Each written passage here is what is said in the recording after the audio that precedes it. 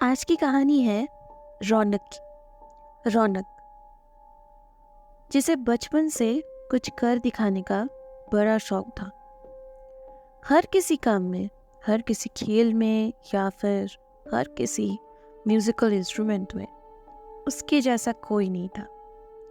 उसके एरिया में हर कोई मिसाल दिया करता था, रौनक को देखो, रौनक को देखो। और इस रौनक को देखा के चक्कर में उसकी जो बैंड बजी हुई थी वो बस उसे ही पता है। बाहर से वो बहुत ही ज़्यादा स्ट्रिक्ट और पढ़ाकू टाइप का लड़का था, लेकिन अंदर से उसके दिल में एक हमेशा डर बैठा रहता था कि मैं कैसे अपनी पढ़ाई कंप्लीट करूं, कैसे मुझे फर्स्ट आना है। अगर मैं किसी भी कीमत पर 1 नंबर या 0.5 मार्क्स कम लाया तो हो सकता है मेरी रैंकिंग कम हो जाए। और इसी चक्कर में धीरे धीरे उसके दिमाग पे ये डर बैठ सा गया। वो ना किसी दोस्तों से मिलता था, ना कभी मूवीज में जाता था, और मोबाइल फोन को तो वो कोशिश ही नहीं करता था छोड़ने की, सिवाय मम्मी पापा के कॉल के रिसीव करने का। और धीरे धीरे उसने गेम्स भी खेलना बंद कर दिया, क्योंकि उसे लगा कि पढ़ाई के बीच अगर ये सब कुछ आया तो आईआईटी क्रैक करना बहुत ही मुश्किल है। हाँ, उसे आईआईटी में अपनी मंजिल पाने के लिए वो किसी ट्यूशन सेंटर में भर्ती हो गया। और इस आईआईटी के लिए उसने बचपन से सपना देखा था। उसके एक कज़न ने, जो खुद आईआईटी से पढ़ाई कंप्लीट करके अमेरिका में जाकर सेटल्ड हो गए, और इस बात से माँ बाप उसे बचपन से ये बात सुनाया करते थे, रौनक बेटा, तुझे भी उनके जैसा बनना है। तुझे पता है ना कितना जानते हैं, कितना मानते हैं लोग उनको। बस, और इसी बात से रौनक ने भी दिमाग में ये बात बिठा ली कि भाई मुझे भी उस भैया जैसा बनना है। अगर मैं कुछ कर दिखा पाया तो ही अपने माँ बाप के सामने मैं उस भैया से भी ज़्यादा अच्छा बेटा बन के दिखा पाऊंगा। फिर क्या था, रौनक ने जब क्लास 9th में एडमिशन ली तब भी से उसने इतना ज़्यादा पढ़ाई स्टार्ट किया कि 12th तक आते आते वो अब आईआईटी के लिए प्रिपेयर्ड होने के लिए एक अच्छे से इंस्टीट्यूट में भी भर्ती हो चुका था। इस ट्यूशन सेंटर में सब कुछ ठीक था। टीचर्स, प्रोफेसर्स, और प्रोफेसर्स इसलिए बताया जाता है क्योंकि प्रोफेसर्स भी यहाँ आके वीकली पढ़ाते थे। रौनक को बहुत ही ज़्यादा पसंद था यहाँ का माहौल। बहुत ही अच्छे स्टूडेंट्स यहाँ आया करते हैं, डिफरेंट स्कूल से भी आते हैं, उनके साथ बात भी हो जाती है। वीकडेज में क्लासेस है तो फिर अच्छा भी होता है कि मतलब पढ़ाई में क्या हो रहा है, क्या नहीं हो रहा है, ये सब भी डिस्कशंस हो जाती है। उसे बस इस 30 स्टूडेंट में से, इन स्पेशल 30 स्टूडेंट्स में से नंबर 1 बन के दिखाना था। और रौनक ने इस बात को अपने दिमाग में इस तरह बिठा लिया कि अब मुझे कुछ भी हो जाए अपने मॉक टेस्ट में भी फर्स्ट आके दिखाना है। लेकिन जब उसने पहला मॉक टेस्ट दिया उसका सपना टूट गया। यहाँ पे उसकी रैंकिंग नंबर 5 पे आई। मॉक टेस्ट का रिजल्ट जब नोटिस बोर्ड पे टंगाया गया तभी उसको पता चला कि उसका नंबर उतना अच्छा नहीं है। उससे भी ज़्यादा अच्छा और 4 लोग निकल गए। उसे बहुत बुरा लगा। घर पे आकर उसने जब मम्मी पापा को ये बात बताई तो उन्होंने भी बहुत डांटा, बहुत चिल्लाया, क्योंकि उनको पता था कि रौनक कभी भी सेकंड भी नहीं आया है, तो 5th आना तो बहुत दूर की बात थी। उनको लगा कि शायद अब रौनक का मन यहाँ पे नहीं है। धीरे धीरे रौनक के साथ ये बात घटती गई।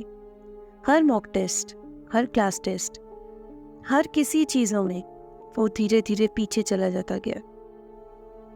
और ये बात उसी इंस्टीट्यूट में से स्टार्ट हुई थी, उसी ट्यूशन सेंटर में से स्टार्ट हुई थी। उसको लगा कि शायद उसे अब इस बात के बारे में जिक्र करना चाहिए अपने प्रोफेसर्स के साथ जो वहाँ पे पढ़ाने आते हैं, ताकि वो लोग उसे हेल्प कर सके कि आखिर प्रॉब्लम किस बात में है। क्या उसके आंसर्स ठीक नहीं है, उसका तरीका सीख नहीं है, कुछ ना कुछ तो गड़बड़ ज़रूर है। और इसी बात से एक दिन क्लासेस के बाद उसने एक सर से बात करना ठीक समझा। सर सर सर मुझे आपसे बहुत ज़रूरी बात करनी है। रौनक भागकर सर के पास गया। प्रणव सर, इस ट्यूशन्स के बहुत ज़्यादा बच्चों को उन्होंने ही आगे बढ़ाकर आईआईटी में चांस दिलवाया है। इनके बारे में बहुत बहुत ज़्यादा चर्चे हैं यहाँ पे, क्योंकि इन्हीं ने ही आज तक यहाँ से बहुत अच्छे स्टूडेंट्स को निकाल के उनके अंदर की खूबियों को बढ़ाया है। आज काफ़ी लोग इनके बारे में बहुत ज़्यादा बातें करते हैं। इनकी एक स्पीच की कीमत इतनी ज़्यादा है कि रौनक को भगवान के मुंह से जैसे वाणी सुनने का मौका मिल जाता है। रौनक जैसे यहाँ बहुत ही है, सर से बात करने की हिम्मत किसी में नहीं, लेकिन रौनक ने आज हिम्मत दिखाई थी। तो सर ने पीछे मुड़कर कहा, यस ओह यस, तुम रौनक हो ना, क्लास में पढ़ते हो। अभी तो क्लास ख़त्म हो चुकी है, तुम घर जा सकते हो। सर मुझे आपसे एक बहुत ज़रूरी बात करनी है। वो बात ये है कि मुझे ये जानना था कि रिसेंटली मेरी रैंकिंग बहुत पीछे जा रही है। मेरे नंबर्स बहुत कम आ रहे हैं। सर आप प्लीज़ मुझे रीज़न बताएंगे। रीज़न्स क्या हो सकते हैं? तुम अपने आंसर पेपर अच्छे से देख लो, वहाँ पे मैंने लिखा है कहाँ किसको क्या प्रॉब्लम है, और इस प्रॉब्लम्स को मैंने पहले भी सॉल्व किया है। ठीक है, कोई बात नहीं। अगर मॉक टेस्ट के बारे में तुम्हें कुछ और जानना है तो अपने दोस्तों से जिक्र करो। सर मुझे आपसे ही जानना है, और अगर आप मुझे क्लासेस के बाद ज़रा और टाइम देंगे तो रियली बहुत अच्छा होगा। क्लासेस के बाद? You mean after 6 PM? जी सर, 6 बजे के बाद। बस 1 या 2 घंटे में एक्स्ट्रा क्लास मिल जाए तो सब प्रॉब्लम्स क्लियर हो जाएंगी। मुझे लगता है सर मेरी आंसर सॉल्विंग में कुछ प्रॉब्लम है। आप प्लीज़ ज़रा हेल्प कर दीजिए। आई एम रियली सॉरी, मैं तुम्हें इस बारे में कोई मदद नहीं कर सकता। सर ने गुस्से में आकर कहा। मगर क्यों सर? मैंने कुछ गलत कह दिया आपसे? तुमने कुछ गलत नहीं कहा है। बात दरअसल ये है कि 6 बजे के बाद इस ट्यूशन सेंटर में कोई नहीं रुकता, और इसीलिए ट्यूशन्स भी 5:30 को ख़त्म किया जाता है। लेकिन क्यों सर? क्यों, किस लिए, ये सब मैं तुम्हें नहीं बता सकता। सर प्लीज़, सर मुझे प्लीज़ मदद कर दीजिए। रौनक के बहुत कहने के बाद सर ने उससे कहा, देखो बेटा, मैं तुम्हें 6 बजे से पहले ही सॉल्व कर दूंगा, लेकिन 6 बजे के बाद मैं खुद यहाँ नहीं रुक सकता, क्योंकि मेरे साथ यहाँ कुछ घट चुकी है। जी, क्या कर चुकी है सर? लीव इट, तुम क्लास में आ जाओ, कल बात करते। ये बोलकर सर फौरन वहाँ से चले गए। रौनक की यह बात बहुत खटकी। आखिर ऐसी क्या बात हो सकती है कि सर इतने ज़्यादा चिढ़ के गुस्से में आ गए? लेकिन धीरे धीरे रौनक ने इस बात को भुला दिया। फिर से पढ़ाई करने लगा, फिर से अच्छे से पढ़ाई करने लगा, और मॉक टेस्ट में 5th आने की जगह इस बार उसकी रैंकिंग 3rd आई। लेकिन फिर भी रौनक खुश नहीं था। उसके दिमाग में फिर से आया कि शायद अभी भी कहीं पे कोई गलती है। उसने फिर एक बार सोचा कि सर को जाकर रिक्वेस्ट करे ताकि सर उसे थोड़ा सा वक्त दे दे। Sir please sir, half an hour बस, उससे क्या हो जाएगा। आप प्लीज़ 6 बजे के बाद रुक जाइए। मैंने तुमसे पहले भी कहा है रौनक कि मैं यहाँ नहीं रुक सकता। नहीं मतलब नहीं। सर प्लीज़, मैंने कहा ना नहीं। सर क्यों आप ऐसा कर रहे हो मेरे साथ? मैं तुम्हारे साथ नहीं, मैं अपने साथ ऐसा कर रहा हूँ। कि यहाँ मेरे साथ कुछ घट चुका है। 6 बजे के बाद। जी, तुम जैसा ही कोई स्टूडेंट था यहाँ पे 1 साल पहले, मेरे बैच में पढ़ता था। बहुत अच्छा स्टूडेंट था, पढ़ाई लिखाई में अव्वल आता था। लेकिन उसके घर वालों की प्रेशर, पढ़ाई के प्रेशर की वजह से उसे बहुत सारे प्रॉब्लम्स थे। उसे भी मैं एक्स्ट्रा क्लासेस दिया करता था। जी सर। तो इससे मेरी प्रॉब्लम, तुम्हारे प्रॉब्लम का भी एक रिलेशन है इसके साथ। जी हाँ। करीब 7 महीने पहले मैं एक दिन क्लासेस के बाद यहाँ पे बैठा हुआ था इसी रूम में, और मॉक टेस्ट के कॉपीज चेक कर रहा था। वक्त ज़्यादा नहीं होती है घर पे, तो सोचा कि यहाँ बैठ के ही चेक कर लूं। लेकिन चेक करते करते अचानक मुझे लगा कि कोई दरवाजे के पास खड़ा है। पहली बार मैंने सर उठा के देखा तो वह कोई नहीं था।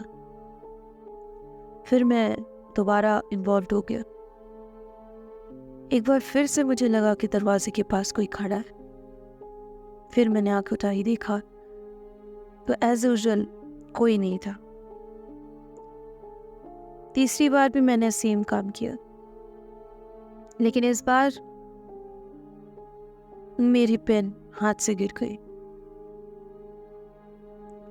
और मैं पेन उठाने के लिए जैसे ही नीचे झुका, मुझे दरवाजे के पास एक परछाई दिखाई दी। किसी लड़के को देखा मैंने शायद। कॉरिडोर में लाइट नहीं जल रही थी, सो मुझे वो अच्छे से दिखा नहीं। मैंने पूछ लिया, कौन हो तुम? क्लासेस के बाद अभी भी यहाँ क्या कर रहे हो? कोई जवाब नहीं आया। मैंने दोबारा से एक ही बात पूछी, कौन हो तुम? नाम बताओ अपना। क्या कर रहे हो यहाँ पे? क्लासेस खत्म हो चुकी है, घर जाओ। फिर से कोई जवाब नहीं आया।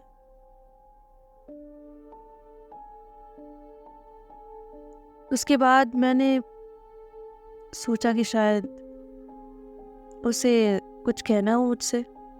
मैंने पूछा, बोलो कौन हो तुम? क्या जानना है?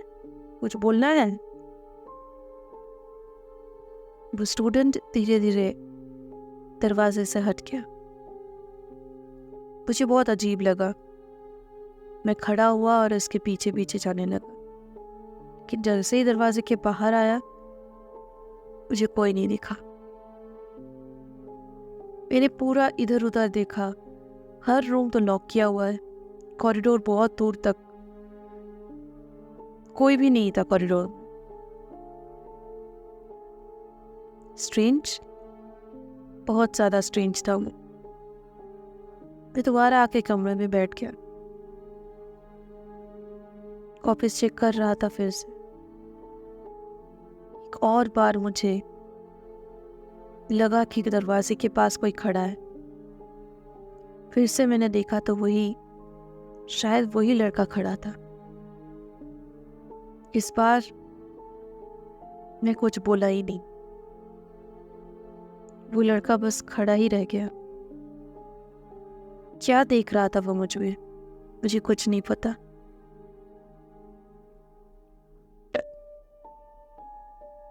मैं बस देखता चला गया। करीब 5 या 10 मिनट के बाद वो फिर से वापस चला गया कॉरिडोर की तरफ। इस बार मैं भागा उसके पीछे, और पीछे जाकर देखा तो वहां पे कोई नहीं था। मैं काफी डर गया। मुझे लगा कि शायद दिमाग में मेरा बहुत प्रेशर आने की वजह से मैं बहुत कुछ देख पा रहा हूँ। फौरन मैंने अपनी बैग पैक की और घर की तरफ निकल पड़ा। अगले दिन आकर मैंने सिक्योरिटी गार्ड से पूछा कि वो लड़का यहाँ पे क्या कर रहा था कल रात। सिक्योरिटी गार्ड ने कहा, कौन सा लड़का साहब? कल वाला लड़का जो वहाँ पे खड़ा था ना, मतलब कॉरिडोर में था। किस लड़के की बात कर रहे साहब? यहाँ कोई लड़का नहीं था, सारे बच्चे चले गए थे। और 6 बजे के बाद तो कोई बच्चा नहीं रुकता, कोई टीचर्स भी नहीं रुकते साहब। वो तो मुझे भी दिखता है कि कोई टीचर्स नहीं रुकते, पता नहीं क्यों। सर आपको नहीं पता क्या? क्या सर? वो 5 महीने पहले जो बैच हुआ करते थे ना आपका, शाम को क्लास लेते थे, उसमें एक बहुत ही गोरा चिट्टा लड़का था। कौन सा गोरा चिट्टा लड़का? अरे नाम क्या था उसका? हाँ राहुल। राहुल? अरे हाँ, वो तो पढ़ाई में बहुत अच्छा था।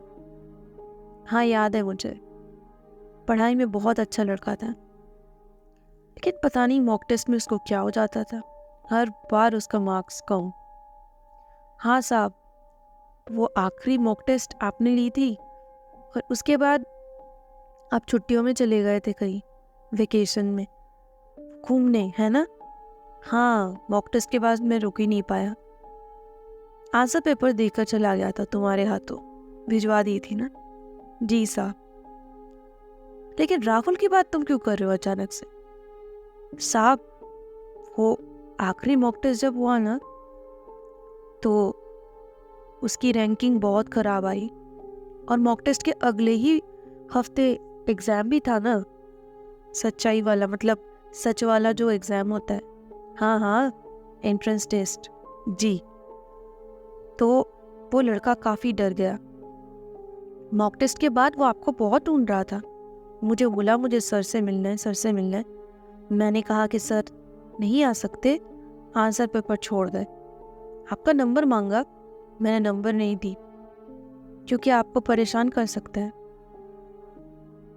लेकिन पता नहीं उसको क्या हो गया सर, डर के मारे घर ही नहीं गया उस दिन, यहाँ पे रुका रहा 7-8 बजे तक, पता नहीं कब तक।